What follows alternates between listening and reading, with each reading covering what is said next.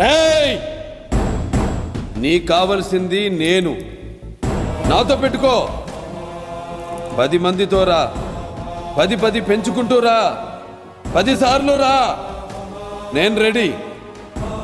జనంతో వద్దు, వెళ్ళు.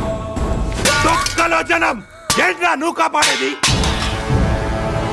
కొడితే మెడికల్ టెస్టులు చేయించుకోవడానికి మీ ఆస్తులు అమ్మినా సరిపోవు. పో పిల్ల